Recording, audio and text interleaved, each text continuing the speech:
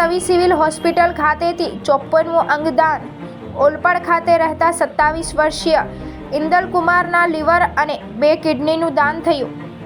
સુરતમાં બુધવારના રોજ અંગદાનના મહાદાન વિશે વધતી જાગૃતતાના સાથે નવી સિવિલ હોસ્પિટલ સુરત ખાતે આજે 54મું અંગદાન નોંધાયું હતું.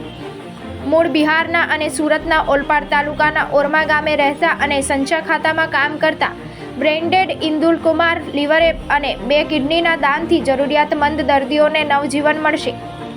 મૂળ બિહારના જાફરપુર PS બેલસડ સીતામગઢી વતની 27 વર્ષીય ઇન્દુલકુમાર મહતાનો સંચાના કાર્ય કરતા હતા. તારીખ 14 જાન્યુઆરીના રોજ રાત્રે 9 વાગ્યે ઓરામા ગામ ખાતે બાઇક પર જતી વખતે અકસ્માત થયો હતો. રસ્તા પર બેભાન થયા સાથી મિત્રએ ઘર પરિવારને જાણ કરી હતી અને 108 ઇમરજન્સીનો સંપર્ક કરી ઓલપાડ ખાતે હોસ્પિટલમાં લઈ જવામાં આવ્યા હતા, જ્યાંથી વધુ સારવાર માટે રાત્રે 10 વાગ્યે સુરતની નવી સિવિલ હોસ્પિટલ ખાતે ICUમાં શિફ્ટ કરાયા હતા, જ્યાં સઘન સારવાર બાદ તારીખ 17 સવારે 7:14 RMO Ketan Nayak, doctor Nilesh Kachhadiya, doctor Paresh Zanzmera અને ડોક્ટર કેયુર પ્રજાપતિએ તેમને બ્રેન્ડેડ જાહેર કર્યા હતા.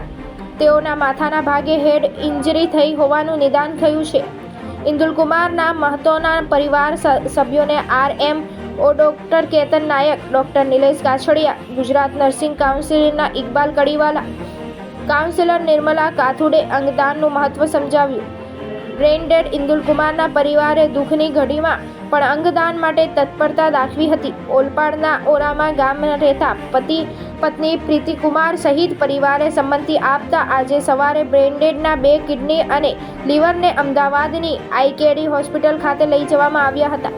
સિવિલના મેડિકલ સુપ્રિન્ટેન્ડન્ટ ડોક્ટર ગણેશ ગોવેકરના માર્ગદર્શન હેઠળ તબીબી અને નર્સિંગ સ્ટાફ, એનેસ્થેસિયા ડોક્ટરની ટીમ, સિક્યુરિટી સ્ટાફ, સફાઈ કર્મચારીઓ તેમજ જાગૃત સ્વયંસેવકોએ અંગદાનમાં સહિયારું યોગદાન આપી વધુ એક સફળ અંગદાન કરાવ્યું હતું. નવી સિવિલ હોસ્પિટલ તંત્રના સફળ પ્રયાસોના પરિણામે આજે વધુ એક અંગદાન સાથે 54મું સફળ અંગદાન થયું હતું.